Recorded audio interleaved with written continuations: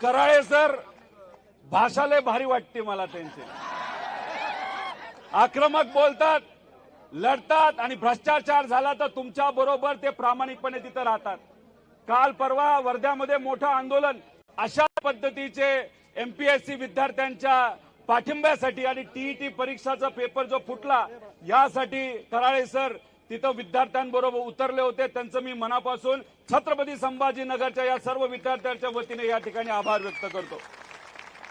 त्याच्याच बरोबर आशिष मगर सर असतील, रविकांतजी तुपकर असतील, माजी आमदार सुनीलजी भुसारा असतील, बाबासाहेबजी शिंदे सर असतील, त्रिशूलजी पाटील असतील, शिवराजभाऊ मोरे असतील, त्याच्याच बरोबर इतरही सर्व जे आपल्या या समितीचे पदाधिकारी प्रमोद पाटील, संग्रामभाऊ सूर्यवंशी, किरणजी निंबोरे, सर्वच मान्यवर मला या ठिकाणी बोलवलं त्यासाठी मी मनापासून आपल्या सगळ्यांचेच आभार व्यक्त करतो. आणि तुम्ही बोलवलं नसतं तरी मी इथं आलो असतो.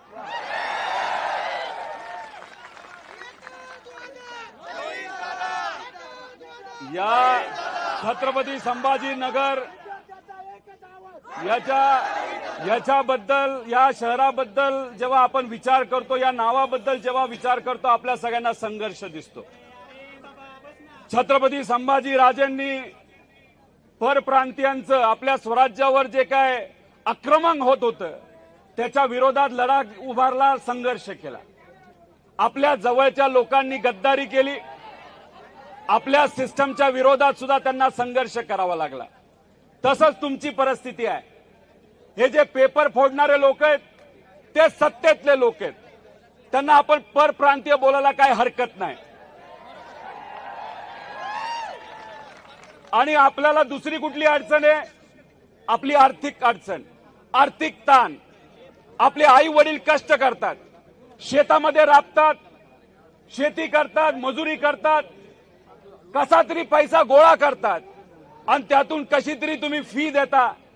परीक्षेची फी असेल नाही तर क्लासेसची फी असेल, पण प्रामाणिकपणे अर्ध जेवण खाल्लं तरी चालेल, पोहा खाऊन अख्खा दिवस काढला तरी चालेल, चहा बिस्किट खाऊन दिवस काढला तरी चालेल, पण आई वडिलाचं स्वप्न हे पूर्ण झालं पाहिजे यासाठी तुम्ही त्या ठिकाणी संघर्ष करता.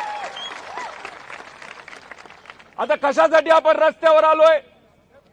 बघा, हा निर्णय एमपीएससीचा निर्णय बघितलाय का?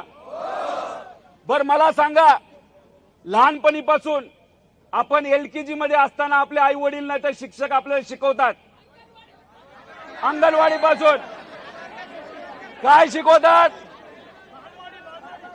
बालवाडी घ्या नाही तर जन्मल्या घ्या, काय प्रॉब्लेम. बर आपला आकडा आता एक एक मागणी वाढत गेली तर इथं संपायचंच नाही आपल्याला, तिथं पोलीस जातील कोम्यात. मला सांगा, आपले जे कुठले आकडे आहेत तो आकडा कुठल्या नंबर पासून सुरू होतो? 1 नंबर. आणि एमपीएससीचा निर्णय जर बघितला 2 नंबर पासून सुरू झाले. म्हणजे निर्णय देत असताना सुद्धा त्याच्यामध्ये 2 नंबरी केली असं मला वाटतं. याचा जर तुम्ही पूर्ण अभ्यास केला, शेवटच्या पानावर कोणाची सही आहे? फक्त अध्यक्षाची सही आहे, बरोबर का नाही? अरे बाकी सदस्य कुठे गेले? बाकी सदस्यांची तुम्ही कधी सही घेणार? त्याच्यात अजून जर खोलात तुम्ही गेला, जर सगळं वाचलं, त्याच्यात सांगितलं आहे मध्य प्रदेशमध्ये, उत्तर प्रदेशमध्ये, बिहारमध्ये, तमिळनाडूमध्ये, केरळमध्ये अशाच पद्धतीने ऑनलाईन परीक्षा घेतल्या असं सांगितलंय. हे साप चुकीचे, हे साप खोटं आहे. मी तुम्हाला सर्वांना सांगतो, या सर्व राज्यांमध्ये येणाऱ्या महिन्यांमध्ये ज्या परीक्षा घेतल्या जाणार आहेत त्या सगळ्या ऑफलाईन पद्धतीच्या आहेत. त्यामुळे मग आमच्या विद्यार्थ्यांना आणि सर्व लोकांना तुम्ही का फसवतायत असा आमचा प्रश्न आहे. त्याच्याच बरोबर तुम्हा सर्वांना सांगतो, तुम्ही तुमच्या हक्कासाठी लढताय, आम्ही तुमच्या बरोबर आहोत, पण सुप्रीम कोर्ट सुद्धा तुमच्या बरोबर. त्यांना आपल्या प्रधानमंत्री साहेबांच्या अडचणी माहितीत मनात काय? त्यांना आपल्या प्रधानमंत्री साहेबांच्या अडचणी माहितीत मनात काय हे माहिती आहे. त्यांना बऱ्याच गोष्टी माहिती आहे, पण त्या ट्रम्प तात्याला हे माहिती आहे. त्यांना बऱ्याच गोष्टी माहिती आहे, पण त्या ट्रम्प तात्याला तुम्ही जर विचारलं हे नॉर्मलायझेशन काय तर ट्रम्प तात्या सुद्धा डोक्यात. त्यांना विचारलं हो हे नॉर्मलायझेशन काय, ते म्हणले नाही नाही महत्वाचे महत्वाचे. म्हणले याला फॉर्म्युला वगैरे काय हाय का, नाही नाही महत्वाचे महत्वाचे आहे. अरे मला काय कळेलच काय. आता 2 दिवसापूर्वी पुण्यामध्ये तुमच्यासारख्या काही विद्यार्थ्यांची चर्चा करत होतो. तुम्हाला माहिती काय महिन्यांपूर्वी तलाठी भरती झाली का नाही झाली, लय भारी झाली ना. पेपर फुटला का, काय भाव निघाला होता, 40 लाख 50 लाख. बर त्याच्यामध्ये मार्क किती पर्यंत होते फायनल, 248 विद्यार्थ्यांना किती मार्क मिळाले, म्हणजे 288 आमदार आणि निवडून किती आले तर 300. असं होतं का. आता याच्यात एक विद्यार्थी माझ्याशी बोलत होता, काय बोलला, अहो मी 12 तास 16 तास रोज अभ्यास करत होतो आणि माझा मित्र लय कंटाळला अभ्यासाला गेला निघून, आणि त्याला एक कळलं अभ्यासापेक्षा 25 लाख दिले तर आपला मार्ग मोकळा होतोय, आणि पैसे दिले, आणि हा मात्र बिचारा नापास झाला. अभ्यास न करणारा 25 लाख रुपये देऊन पास झाला, अशी परिस्थिती आहे.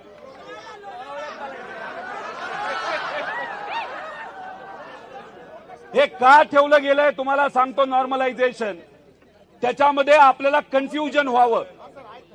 तुम्ही जर बघितलं असेल, एक मुलगा मला बोलला, मी अभ्यास करायचो कितीतरी तास, मी तिथं लायब्ररीमध्ये बसायचो, मला मार्क पडले 92 आणि नॉर्मलायझेशनली ते झाले 110, आणि माझा भाऊ पुस्तक सुद्धा उघडत नव्हता, तो बसायचा दुकानावर आणि वेळ आहे म्हणून दिली परीक्षा, त्याला मिळाले 80, आणि नॉर्मलायझेशनच्या नंतर तो गेला 160च्या पुढे.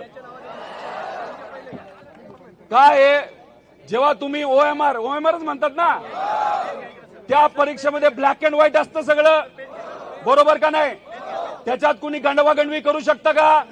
गेल्या 25 वर्षामध्ये एमपीएससीचा एक तरी पेपर फुटलाय का.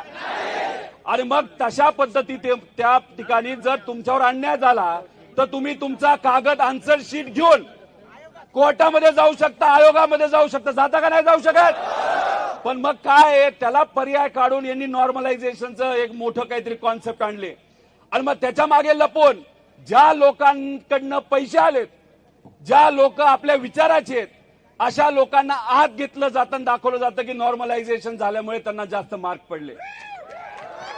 अन्यायकारक आहे का नाही, आहे का नाही सांगा मला तुम्ही सांगा. जर पैसे देऊन एखादा अधिकारी माणूस झाला तर उद्या एखादा गरीब शेतकरी मजूर सामान्य व्यक्ती त्या अधिकाऱ्याकडे गेला, फुकटात सेवा देणार आहे का, पैसे घेणार का नाही घेणार. मग हे फक्त विद्यार्थ्यांची लढाई नसून सिस्टम मध्ये पैसे देऊन जे कोणी अधिकारी होतात त्यांच्या विरोधातली ही लढाई आहे. त्यासाठी ही लढाई अतिशय महत्वाची आहे. तुम्ही बघत असाल एका आमदाराची किंमत किती, एका किंमत किती. बर एवढे पैसे तुमच्याकडे आहेत ना, तुमच्याकडे नाही हो, सरकारकडे आहेत, नेत्यांकडे आहेत. मग आमच्या विद्यार्थ्यांकडनं 1000 रुपये घेण्याचं कारण काय. अहो मला एक मुलगा म्हणाला, एमपीएससीच्या मी 10 परीक्षा दिल्यात, 10 परीक्षाच्या 10 पेपर मी पास झालो, पण मी सरळच्या 12 परीक्षा दिलोय, एक सुद्धा पास झालो नाही. आणि याच्यात तो म्हणाला 12 ते 13,000 रुपये आम्हाला द्यावे लागले. तुम्ही 10वी 12वी देऊन आलेला आहात का नाही आलेला. बर 10वीचे पेपर जेव्हा घेतात 10-12 लोकांचे, नाही तर 12वीचे घेतात ते काय ऑनलाईन घेतात का. म्हणजे त्याचा अर्थ तुम्हाला शाळा खोल्या देतात, बेंच देतात, वर्ग खोल्या देतात, आणि अख्ख्या महाराष्ट्रामध्ये एकदाच परीक्षा होती का नाही. मग 10-12 लाखाची ती परीक्षा होती, 12वीची होती. युपीएससीची परीक्षा 8 लाख विद्यार्थी त्याच्यासाठी बसतात ती होती. आणि मग इथं तुम्ही कारण काय देता की नाही काय आहे ते प्रॉब्लेम होतो, पेपर फुटतो म्हणून आम्ही ऑनलाईन करायला चाललेलो आहोत. आता मला सांगा, कम्प्युटर लॅब असणाऱ्या असे किती क्लासेस आहेत, कमी आहेत का नाही. मग आता समजा एका पेपरला 100 प्रश्न असतील आणि तुम्हाला समजा तिथं बघितलं तर 50 परीक्षा घ्यायच्या झाल्या तर किती प्रश्न काढावे लागतील? 5000 प्रश्न. त्याच्यात समजा एका सत्रामध्ये नाहीतर एक जे तुमची समजा 7ची बॅच असेल 9ची बॅच असेल त्याच्यामध्ये एका प्रश्नामध्ये गडबड झाली तर अख्खे मागचे लोक तिथं अंड्या होऊ शकतो का नाही होऊ शकत? आणि तुम्ही आता जेव्हा ऑफलाईन घेता पेपरवर काय लिहिलंय ते समोरासमोर दिसतं. ऑनलाईन गेल्यानंतर तुम्हाला पुढच्या पेजवर जावं लागतं आणि विसरला तर परत मागच्या पेजवर जावं लागतं. त्यात तुमचा जास्त वेळ जातो. तर हे जे काय हे आपल्याला थांबवलं पाहिजे. त्याचं कारण असं आहे की सरकारमध्ये बसणाऱ्या काही लोकांना याच्यातून भ्रष्टाचार करायचा आहे, याच्यातून पैसा खायचा आहे आणि हे कुठेतरी आपण सर्वांनी आणून पाडायचंय. तुम्ही त्यांच्या ह्याच्यामध्ये दिलेल्या एका लिंकवर गेलाय का? कुठं जाती ती लिंक? TCS ला जाते. आता मला तुम्ही सांगा, विद्यार्थ्यांची परीक्षा पेपर तुमचा TCS बरोबर तुमचा कॉन्ट्रॅक्ट आधीच झालाय आणि TCS ला ताकद देण्यासाठी, TCS ला पैसे देण्यासाठी ही परीक्षा जर तुम्ही ऑनलाईन पद्धतीने आमच्यावर लादत असाल तर आम्ही सुद्धा मराठी माणसं आहोत. आम्ही कुठं घाबरणार नाही, लढल्याशिवाय राहणार नाही. टीईटीच्या परीक्षेचं काय झालं? 6.5 लाख विद्यार्थी बसतात. अन्याय झाला का नाही झाला? त्याच्यामध्ये सुद्धा पेपर फुटला. दुर्दैव असं की काही लोकांनी मला सांगितलं की मंत्री महोदयांना सुद्धा माहित नव्हतं पेपर फुटला. त्याचं कारण असं आहे त्यांच्या खात्यामध्ये त्यांना कुठंच अधिकार नाहीये. दुसरीच लोक त्याच्यामध्ये तिथं लक्ष देत आहेत. त्यामुळे आपल्याला टीईटी पेपरला बसणारे आमचे जे पुढचे सर्व शिक्षक आहेत त्यांच्या आपल्याला राहायचं का नाही राहायचं? पण टीईटी वाल्या सगळ्या विद्यार्थ्यांना मला सांगायचंय, MPSC परीक्षेसाठी हे जे सर्व विद्यार्थी लढतायत त्यांच्या पाठीमागे तुम्ही राहणार का नाही राहणार? बरं, आपले काही विद्यार्थी नीट परीक्षेसाठी बसतात, तिथे पेपर फुटतो, त्यांच्या पाठीमागे तुम्ही सर्वजण संघटित राहणार का नाही राहणार? कारण का ही लढाई तुमची आहे, आपल्या सगळ्यांची, आणि आपण सर्वजण विद्यार्थी म्हणून या सर्वच विद्यार्थ्यांच्या पाठीमागे त्या ठिकाणी राहिलो तर नक्कीच कुठं ना कुठंतरी आपल्या सर्वांना यश मिळण्याशिवाय राहणार नाही.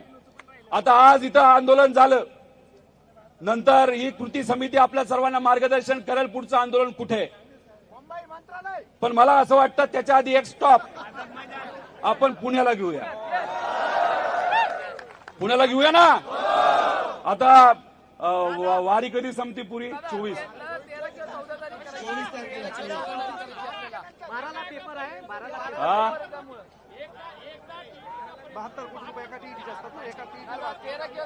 हा बघा, मला असं वाटतं आंदोलन करत असताना स्टेनोचा पण विषय महत्वाचा आहे. मी स्वतः राधा मॅडमला भेटलो होतो, बोललो होतो, मंत्र्यांना भेटलो. त्यांनी जो युक्तिवाद मला दिला, त्यांनी मला सांगितलं काय झालंय, आर्टिफिशियल इंटेलिजन्स आलेलं आहे. आता फोनवर बोललं तरी टायपिंग होतं, मग टायपिस्टची काय आपल्याला जरूरत आहे असं त्यांनी मला सांगितलं. पण त्यांनी काही सांगितलं तरी मी तुम्हाला आश्वासित करतो, तुमच्या सर्वांसाठी आम्ही लढणार आणि जिंकणार सुद्धा. 5 दिवसापूर्वी मुख्यमंत्री साहेबांना भेटलो तुमच्या विषयासाठी. ऑफलाईन परीक्षा घेण्यात यावी, ऑनलाईन घेऊ नये. चर्चा बरीच झाली. शेतकऱ्यांचा मुद्दा होता. त्याच्यानंतर मी त्यांना म्हणलो, साहेब विद्यार्थ्यांचा विरोध आहे, सर्व विद्यार्थी एकत्रित आलेले आहेत की कृपा करून तुम्ही ऑनलाईन घेऊ नका, तुम्ही ऑफलाईन घ्या. त्यांनी मला सांगितलं तुम्ही बोलत असाल आणि विद्यार्थी बोलत असतील तर आम्ही सकारात्मक आहोत. मला फक्त जाता जाता एकच सांगायचंय, राजकीय लोक जेव्हा म्हणतात ना सकारात्मक, त्याच्यावर अजिबात विश्वास ठेवू नका. पण गेल्या काही दिवसांमध्ये विदर्भामध्ये जिथं जिथं आंदोलन झालं, आज इथं जे आंदोलन होतंय, काल परवा लातूरमध्ये आंदोलन करण्याचा प्रयत्न केला, 140 कलम लावून टाकलं, तिथं वर्दळही लावलं, तरी तुमचं झालं. आता पोलीस प्रशासनाला सांगतो, पुढचं आंदोलन हे सर्व विद्यार्थी पुण्याला घेतील. तुम्हाला किती पोलीस आणायचे तेवढे आणा, तुम्हाला किती ताकद लावायची तेवढी लावा. आम्ही काय घाबरत नाही आणि आम्ही काय झुकणार. काय डायलॉग आहे ते कुठल्या तरी पिक्चरला? परत एकदा मागच्यांना विचारतो. त्यामुळे अधिकाऱ्यांशी पण आम्ही बोलतोय. एकनाथ शिंदे साहेबांबद्दल त्यांच्याशी पण बोलणं झालं आणि त्यांना पण सांगितलंय, मुख्यमंत्री साहेबांना पण सांगितलेलं आहे आणि सामान्य प्रशासनाच्या ज्या सेक्रेटरी आहेत त्यांना सुद्धा सांगितलेलं आहे की 12 तारखेपर्यंत आमची परीक्षा आहे विद्यार्थ्यांची आणि आम्ही सरकारला संधी देतो. लगेचच आम्ही आक्रमक होणार नाही. आम्ही शांततेत गोडीत सांगतो. पण आमच्या 12 तारखेच्या परीक्षा होऊस तर तुम्ही हे ऑनलाईन प्रकरण बंद नाही केलं तर मग सगळंच संपेल तुमचं. तुम्हाला परवडणार नाही. आणि इथं आम्ही भूमिका घेत असताना कुठेही राजकीय भूमिका घेत नाही. आम्ही तुमच्या बरोबर फक्त तुमचे कार्यकर्ते म्हणून याच्यामध्ये सहभाग तिथं घेत आलेलो आहोत. आणि राजकारण इतकं वंगाळ झालंय काय सांगू तुम्हाला. अजितदादा म्हणायचे हे जे नेते आहेत ना, आज इथं असतो नंतर तिथं असतो. पण 2029 ला तुम्ही सर्वजण महाराष्ट्राचे सामान्य लोक महाराष्ट्रामध्ये नक्कीच क्रांती करतील असा मला विश्वास आहे. त्यामुळे इथं जे विद्यार्थी नेते युवा नेते उभे आहेत ना बरेचसे, उद्या जाऊन प्रस्थापित लोकांना तिकीटच द्यायला नको. उद्या जर तुमचा आवाज अधिवेशनामध्ये भक्कमपणे मांडायचा असेल तर अशा लोकांना त्या ठिकाणी आपण उद्या जाऊन संधी दिली पाहिजे. फक्त कांगणे सर नाही, इथं कराळे सर आहेत, आपले साबळे सर आहेत, पलीकडे आहेत, सगळे आहेत. अभिजित भाऊ कुठे गेले? अभिजित भाऊ आहेत.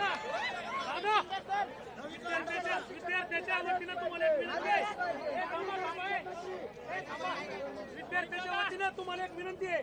एमपीएससीने जो आदेश काढलाय तर तुम्ही आता फाडा. एमपीएससीने जो आपला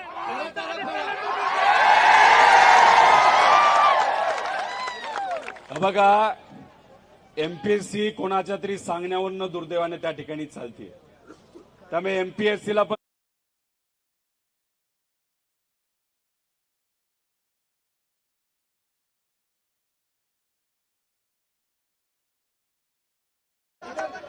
कारण का वनरक्षक सगळेच रे बाबा, सगळेच. त्यामुळे तुम्ही बघा, हे असंच ऑनलाईन काहीतरी करायला गेले. पोलीस भरतीची लोक इथे आहेत. SRPFचा एक पेपर फुटला होता माहिती ना. हे कुठला तरी क्लास कुठला काढला काय माहित. 75 सगळे क्वेश्चन, 85% सगळे तिकडचेच प्रश्न. काय असेल ते तो फुटला. तलाठी फुटला. आता पुणे महानगरपालिकेचा जेईचा पेपर फुटला. अरे किती म्हणजे काय झाले. हे सरकारच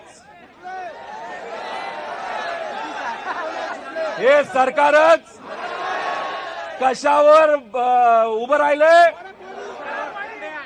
पक्ष, नेते, आमदार, खासदार. त्यामुळे यांना काय वाटतं की पेपर फुटला पाहिजे. अरे तुम्हाला काय वाटतं त्याच्यापेक्षा आमच्या विद्यार्थ्यांना काय वाटतं हे महत्वाचं आहे. आम्हाला वाटतं हे ऑनलाईन परीक्षा तिथं नको, आमची ही ऑफलाईन तिथं पाहिजे. आणि हेच बोलत असताना उद्या जाऊन जेव्हा केव्हा संघर्षाची वेळ येईल ना, तुम्हाला आपल्या सगळ्यांना रस्त्यावर उतरावं लागेल. आता खरं तर एक क्रांती चौकामध्ये मोठं आंदोलन होणार होतं, परमिशन नाही मिळाले.